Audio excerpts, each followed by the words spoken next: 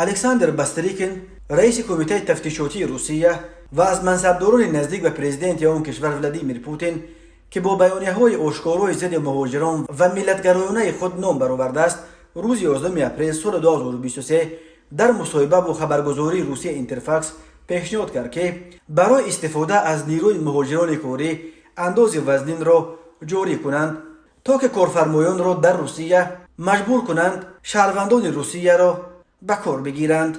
به نظر من باید برای صاحبکارانی که نیروی کار از خود روسیه را استفاده میبرند مکانیزم‌های هوسمندگردانی اقتصادی تهیه کرده شده برای استفاده نیروی کاری خارجی برعکس انداز وزنین جاری کنند، اظهار داشته است باستریکین. او همچنین خواستار تهیه جدول زمانی با شهروندان روسیه عوض کردن مهاجران کاری شده از جمله پیشنهاد کرده است که تا شهروندان روسیه از مضافات را با اصول وقت به منطقه‌هایی که به نیروی کاری احتیاج دارند جلب بسازند. این در حالی است که بنا به آمار پایگاه فاین اکسپرتیز در سال 2022 به روسیه قریب 3.5 میلیون خارجی برای کار آمدند که نظر به یک سال پیش 30% بیشتر است.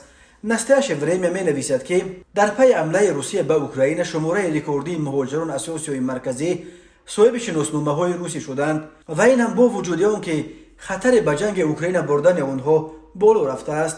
همچنین برخلاف پیشنهادهای اقتصاددانان شماره مهاجران کاری در روسیه افزوده به سطح تا دوران پاندمی برابر شده است. طبری از آمار وزارت کارهای داخلی روسیه برمی‌آید سال 2022 تنها زادگان تاجیکستان و قرقیزستان نظر به دوره تا جنگ ضد اوکراین بیشتر صاحب شهروندی روسیه شدند. سال 2022 در عموم 174,000 تن از زادگان تاجیکستان شهروندی روسیه شدند که این نظر به یک سال قبل 67% بیشتر است. شماره قرقیزهای صاحب شهروندی روسیه در یک سال گذشته 22% افزوده است.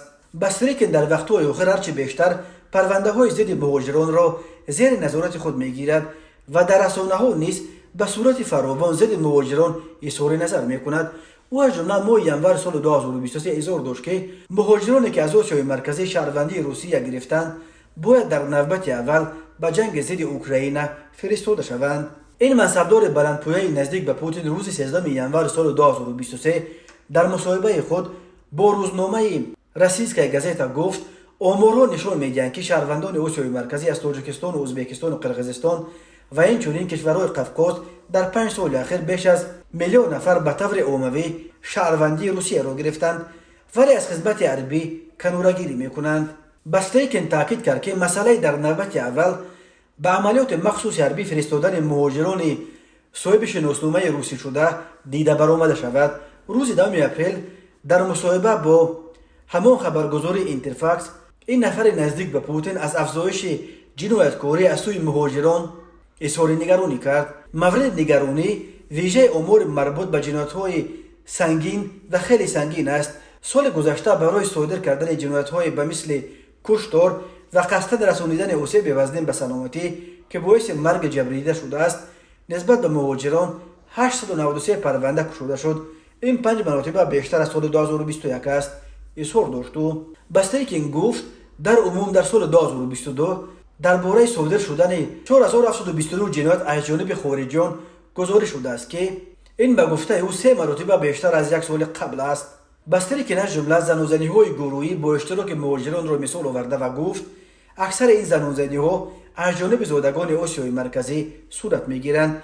اما منابع مستقل خلاصه‌های رئیس کمیته تفتیشات روسیه درباره در جرم جنایت غرق شدن مهاجران را برداشت مغرضانه و یک طرفه می‌شمارند و می‌گویند برخلاف تلاش‌ها برای جامعه تراشیدن تفسیر وامناک مهاجران از سوی باستریکین به صورت عموم سهم مهاجران در جمع جنایت‌هایی که همه سالت در روسیه صادر می‌شوند خیلی اندک است. از جمله بنا به آمار وزارت کارهای داخلی روسیه با وجود آنکه شماره مهاجران در روسیه در سال گذشته بیش از 30% افزایش یافته است، شماره جنایت‌هایی که مهاجران صادر کردند همگی 10% افزوده است، نه 3 مرتبه که باستریکین ادعا کرده است.